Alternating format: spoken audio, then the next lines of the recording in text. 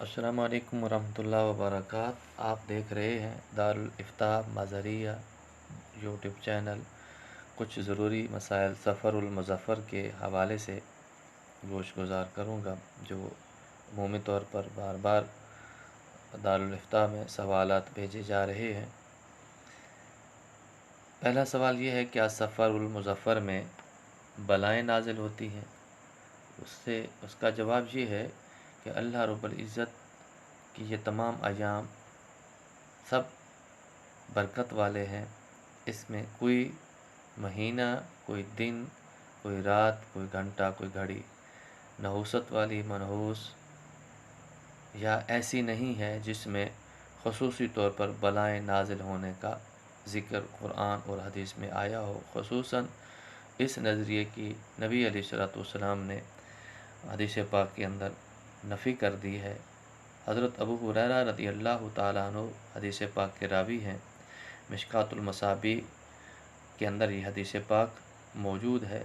ला अदवा वला तयरा वला हामा वला सफ़रा।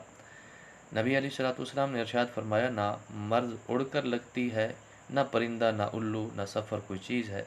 क्योंकि लोगों के अंदर ये नज़रिया पाया जाता है कि बीमारी उड़ कर लगती है, और इस हदीस पाक के अंदर नबी अलैहिस्सलाम ने इस नज़रिए की नफ़ी फरमा दी। ये नज़रिया अहले अरब मुशरिकीन का था, जिसको मुफ्ती अहमद यार खान नईमी अलैहिर्रहमा ने वज़ाहत के साथ मिशकात की शरह मिरकातुल मफातीह के अंदर ज़िक्र किया है।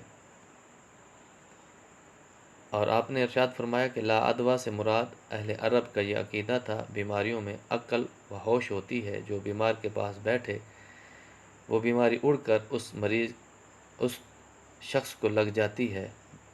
इस अकीदे की इस हदीस पाक में तरदीद कर दी गई। वला तयरा, इससे मुराद बदफाली है। इस्लाम में बदफाली को कोई शय नहीं, लेकिन अहले अरब मुशरिकीन ख़ुसूसन इसके शिकार थे। वला हामा, अहले अरब का ख़याल था कि मैयत की गली हुई हड्डियाँ उल्लू बनकर आ जाती हैं, और उल्लू जहाँ बोल जाए वहाँ पर वीराना हो जाता है। आज भी हमारी आवाम के अंदर ये बात मशहूर है कि जहाँ पर उल्लू बैठा हो वहाँ पर तबाही हो जाती है, जबकि नबी अलैहिस्सलाम ने इस नज़रिए की नफ़ी फरमाई।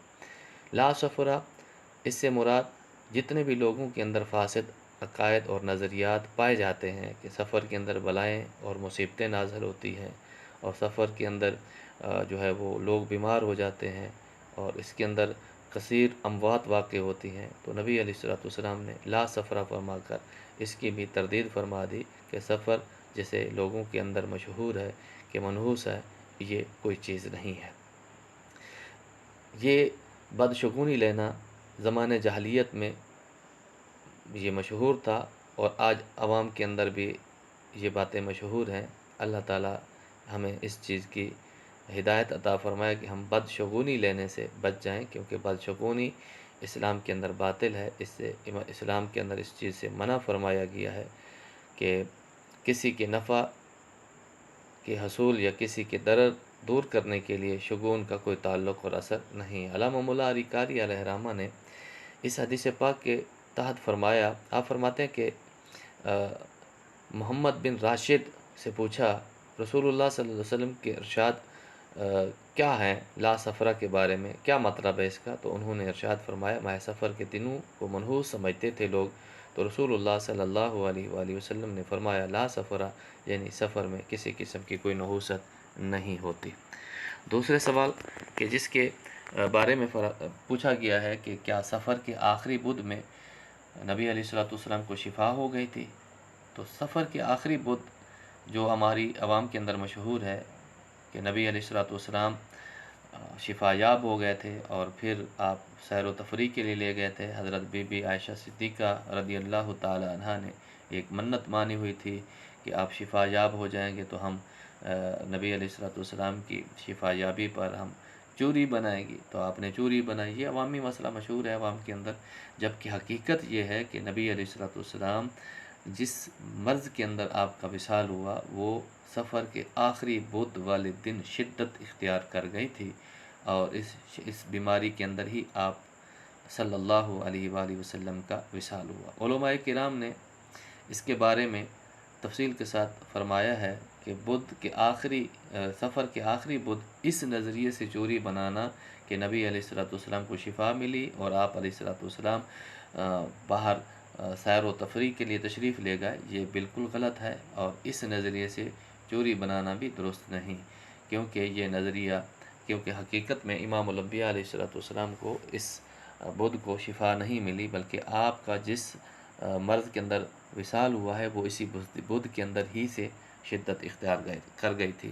اس لیے اس نظریے سے چوری بنانا کہ نبی علیہ الصلوۃ والسلام کو شفا ملی تھی درست نہیں ہے۔ اعلیٰ حضرت عظیم البرکت علیہ الرحمہ نے اس فتاوی رضویہ کے اندر اور مفتی امجد علی اعظمی علیہ الرحمہ نے فتاوی امجدیہ کے اندر اور باقی فتاوی کے اندر بھی یہ بات موجود ہے کہ اس بدھ کو اس نظریے سے چوری بنانا کہ نبی علیہ الصلوۃ والسلام کو صحت ملی تھی اور خوشی منائی تھی، تو اس لیے خوشی منانا، اور اس نظریے کچھ لوگوں کا نظریہ یہ بھی ہے کہ مصیبت والا مہینہ گزر گیا اس لیے چوری بنا رہے ہیں، تو یہ نظریہ بھی درست نہیں ہے۔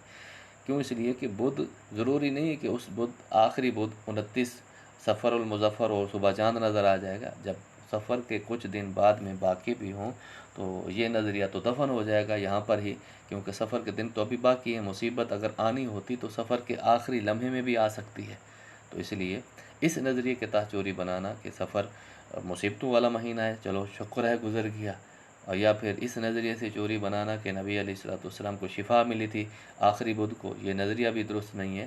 تو میری گزارش یہ ہے کہ آپ 2 دن مزید یا 3 دن یا 4 دن یا 5 دن مزید صبر کر لیں، اور 29 صفر المظفر کو یا پھر یکم ربیع الاول کو میلاد کی چوری بنا لیں، تو پھر انشاءاللہ بہت کمال ہو جائے گا۔ تو نبی علیہ الصلوۃ والسلام کی ولادت باسعادت کا خوشیوں بھرا مہینہ جب شروع ہوگا تو آپ اس کی خوشی میں چوری بنا لیں گے، صدقہ کریں گے، خیرات کریں گے، میلاد کریں گے، تو یہ مزید اللہ تعالیٰ کی بارگاہ میں مقبولیت کے قریب تر ہو جائے گا۔ اور کچھ لوگ سفر المظفر کے اندر شادی نہیں کرتے، تو شادی والا نظریہ بھی اس کی بھی نبی علیہ الصلوۃ والسلام نے ولا سفرہ فرما کر اس کی بھی نفی کر دی۔ محرم کے اندر بھی شادی کی جا سکتی ہے اور سفر کے اندر بھی شادی کی جا سکتی ہے، لیکن محرم کے وہ ایام 10 ایام اس میں ادب کا تقاضا یہی ہے کہ شادی نہ کی جائے۔